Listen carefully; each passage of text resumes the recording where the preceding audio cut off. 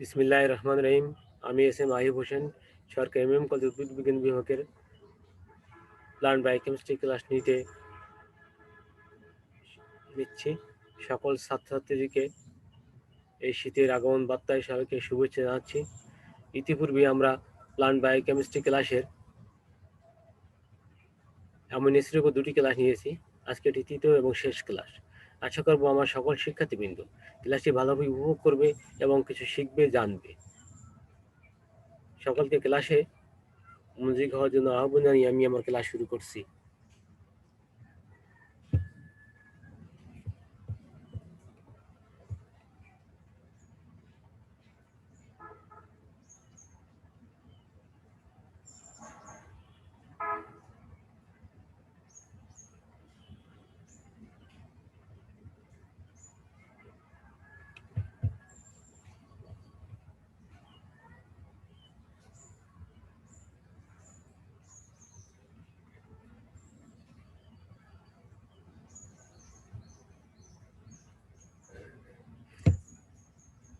উদ্ভিদ বিজ্ঞান বিভাগ ক্লাসে সবাইকে সুস্বাগতম জানাচ্ছি।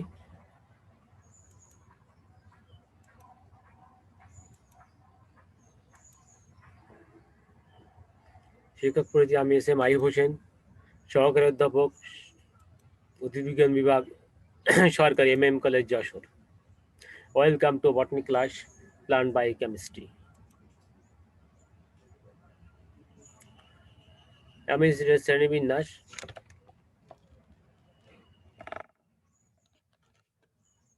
কার্য অনুসারে শ্রেণীবিন্যাস। আমরা কার্য অনুসারে অ্যামিনো অ্যাসিডকে দ্বিতীয় ভাগে ভাগ করতে পারি। একটা হচ্ছে protein amino acid and second non protein amino acid. আমরা একটু দেখে নিই, গত ক্লাসে যত দেখেছিলাম আজকে একটু ভালো করে দেখে নিই যে আমাদের প্রোটিন অ্যামিনো অ্যাসিডগুলো কোনগুলো।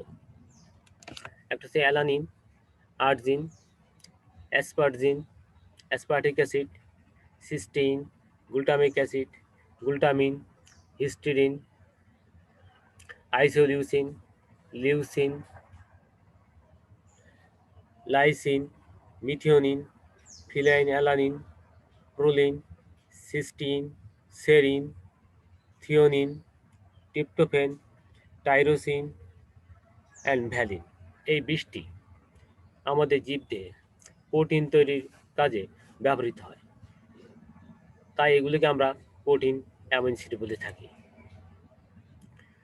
নন প্রোটিন অ্যামিনো অ্যাসিড: জীবদেহে প্রায় 200-র অধিক নন প্রোটিন অ্যামিনো অ্যাসিড দেখতে পাওয়া যায় বা অপ্রোটিন অ্যামিনো অ্যাসিড আমরা দেখতে পেয়ে থাকি। এগুলোর ভিতরে গুটি কয়েক আমরা নাম জানবো, দেখে নিই কী কী আমরা এগুলো আগে দেখাচ্ছি।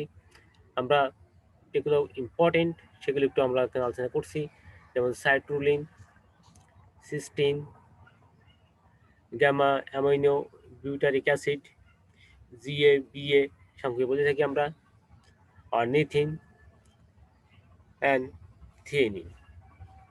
এর দু একটি সম্পর্কে আমরা একটু আলোচনা করব। মেনলি আমরা সাইট্রুলিন সম্পর্কে। সাইট্রুলিনের সংকেত আমরা দেখতে পাচ্ছি, অনেক বড় একটি সংকেত। যদি আমরা কেউ শিখতে চাই তাহলে অবশ্যই লিখে লিখে এটাকে একটু প্র্যাকটিস করব আমরা। এবং নেক্সট আমরা অর্নিথিনের সংকেত আমরা দেখতে পাচ্ছি। অর্নিথিন সংকেতটা কেন আমরা দেখাচ্ছি, কারণ এটা অর্নিথিন যেটা অর্থাৎ ইউরিয়া সাইকেলের সঙ্গে আমাদের সম্পর্কিত, মানবদেহের ইউরিয়া সাইকেলের সঙ্গে এটা সম্পর্কিত।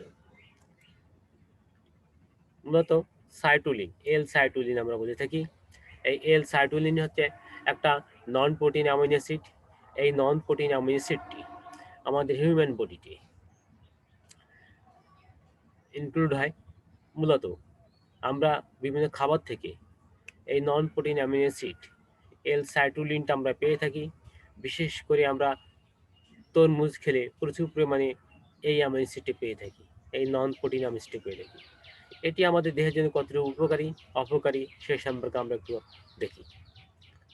মূলত আমাদের দেহে যে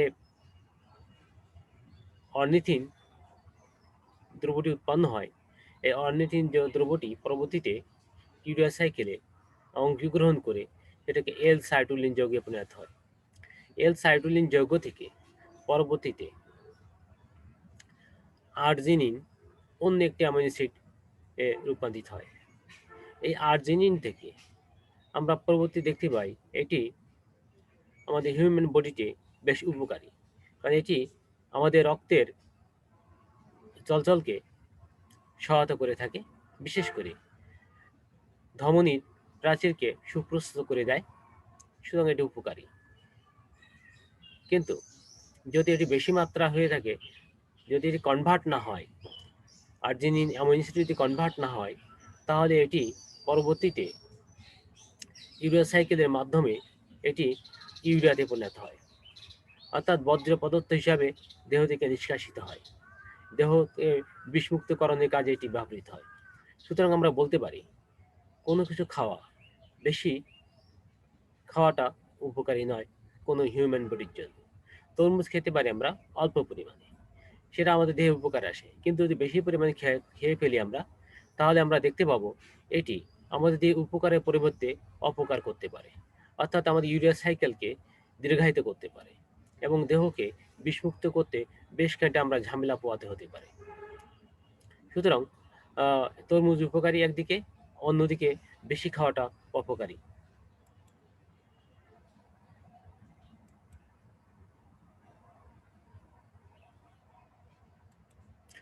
এল অর্নিথিন এটা নন প্রোটিন অ্যামিনো অ্যাসিড।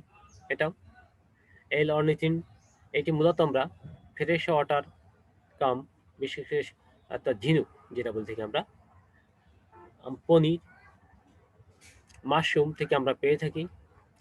এটিও আমাদের দেহের জন্য উপকারী একদিকে, অন্যদিকে অপকারী ভূমিকা পালন করতে পারে। এই অর্নিথিনটা ইউরিয়া সাইকেলে অংশগ্রহণ করে প্রথমে সেই এল সাইটোলিন উৎপন্ন হবে, পরবর্তীতে একইভাবে এল সাইটোলিন থেকে আর্জিনিন এবং শেষ পর্যায়ে আর্জিনিন থেকে ইউরিয়া উৎপন্ন হতে পারে।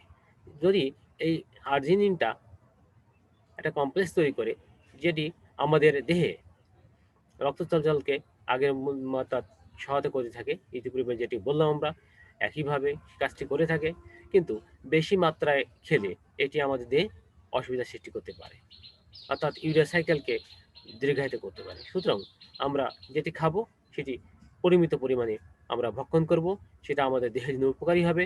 কিন্তু যদি আমরা বেশি পরিমাণে ভক্ষণ করি, তাহলে সেটা আমাদের উপকারের পরিবর্তে অপকার হয়ে যাবে। আমরা দেখতে পাচ্ছি ঝিনুকের ছবি। অ্যামিনো অ্যাসিডের প্রয়োজন অনুসারে আমরা ভাগ করতে পারি অ্যামিনো অ্যাসিডগুলোকে। এই অ্যামিনো অ্যাসিডগুলোকে আমরা ভাগ করতে পারি এসেনশিয়াল অ্যামিনো অ্যাসিড, যে অ্যামিনো অ্যাসিডগুলো মূলত আমাদের দেহে কখনো তৈরি হয় না, আমাদের খাদ্যদ্রব্যের উপর নির্ভর করতে হয়, সেগুলোকে আমরা এসেনশিয়াল অ্যামিনো অ্যাসিড বলে থাকি। Histidine, isoleucine, leucine, lysine, methionine, phenylalanine, threonine and tryptophan. এগুলো হচ্ছে আমাদের দেহের এসেনশিয়াল অ্যামিনো অ্যাসিডের মধ্যে অন্তর্ভুক্ত। এই অ্যামিনো অ্যাসিডগুলো আমাদের দেহে তৈরি হয় না কখনো, এগুলো আমাদের খাদ্যের উপরে অর্থাৎ প্রাণীজ প্রোটিনের উপর নির্ভর করতে হয়। সুতরাং এগুলিকে আমরা এসেনশিয়াল অ্যামিনো অ্যাসিড বলে থাকি। Conditional essential amino acid arginine, cysteine, glutamine, glycine, proline and tyrosine. এগুলি কন্ডিশনাল অ্যামিনো অ্যাসিড এই কারণে বলে থাকি, আমাদের দেহে কোনো কোনো বয়সে এটি তৈরি হয়, আবার নেক্সট কিছুদিন পরে এটা আর তৈরি হয় না। যখন তৈরি হয় না তখন সেটা এসেনশিয়াল হয়ে যায়, আর যখন একটা নির্দিষ্ট বয়সে তৈরি হয় তখন এটি গ্রহণ করা লাগে না। এই জন্য এটাকে আমরা কন্ডিশনাল এসেনশিয়াল অ্যামিনো অ্যাসিড বলেছি। এবং নেক্সট হচ্ছে নন এসেনশিয়াল অ্যামিনো অ্যাসিড, যেগুলো আমাদের দেহে প্রয়োজন হয় অবশ্যই প্রোটিন তৈরিতে, কিন্তু এটি আমাদের দেহে তৈরি হতে পারে, অর্থাৎ সিনথেসিস হতে পারে, একটি অ্যামিনো অ্যাসিড থেকে অন্য একটি অ্যামিনো অ্যাসিডে কনভার্ট হতে পারে। এবং যেমন অ্যালানিন, অ্যাসপার্টিক অ্যাসিড,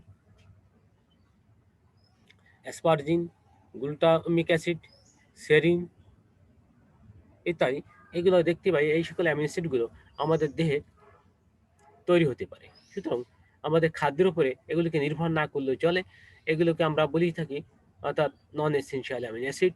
কারণ আমাদের দেহে আমরা যে এসেনশিয়াল অ্যামিনো অ্যাসিড খেয়ে থাকি, সেই সকল এসেনশিয়াল অ্যামিনো অ্যাসিডকে পরবর্তীতে বিভিন্ন রাসায়নিক বিক্রিয়ার মাধ্যমে, রাসায়নিক পরীক্ষার মাধ্যমে এগুলো জৈব সিনথেসিস হতে পারে। সুতরাং এগুলোকে আমরা নন এসেনশিয়াল অ্যামিনো অ্যাসিড বলে থাকি। অ্যামিনো অ্যাসিডের পোলারিটি অনুসারে শ্রেণীবিন্যাস করতে পারি। প্রথমত আমরা বলছি গ্রুপ 1 নন পোলার অ্যামিনো অ্যাসিড কি কি আছে আমরা একটু দেখে নিই। এর মধ্যে আছে glycine, alanine, valine, leucine, isoleucine, phenylalanine, methionine, tryptophan ইত্যাদি। এর রাসায়নিক গঠন আমরা ইতিপূর্বে ক্লাসে দেখেছিলাম। সেই রাসায়নিক গঠনগুলো আমরা এখন আর বলতে পারছি না। আমরা পূর্ববর্তী ক্লাসে যেমন আলোচনা করেছিলাম সেখান থেকে দরকার আমরা আবার দেখে নেব। গ্রুপ 2 পোলার অ্যামিনো অ্যাসিড। এর মেম্বার মূলত সেরিন, সিস্টেইন, থিওনিন, টাইরোসিন, অ্যাসপারজিন,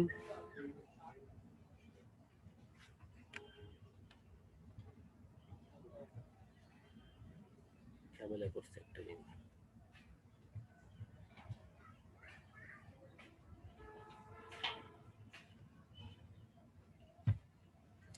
অ্যাসপারজিন, গ্লুটামিন ইত্যাদি। এদের সংকেতগুলো আমরা একটু দেখে নিচ্ছি। এই সংকেতগুলো আমরা গত ক্লাসে আমরা আলোচনা করেছিলাম। সেখানে আমরা ভালোভাবে স্ট্রাকচারগুলো আমরা শিখেছিলাম। সেখান থেকে আমরা দরকার পুনরায় আবার দেখে নেব। আমরা ছবিতে দেখতে পাচ্ছি। সকলকে এগুলো লিখে লিখে অনুসরণ করার জন্য আমি আহ্বান জানাচ্ছি।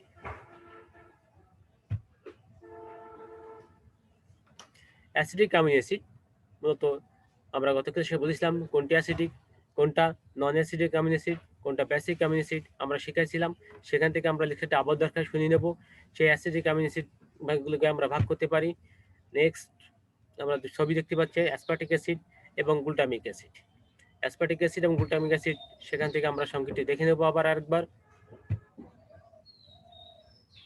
গ্রুপ 4 বেসিক অ্যামিনো অ্যাসিড, ক্ষারীয় অ্যামিনো অ্যাসিড আমরা গত ক্লাসে পড়েছিলাম। এটি সংকেত শিখেছিলাম। এর মেম্বারগুলোর নাম আমরা জেনেছিলাম।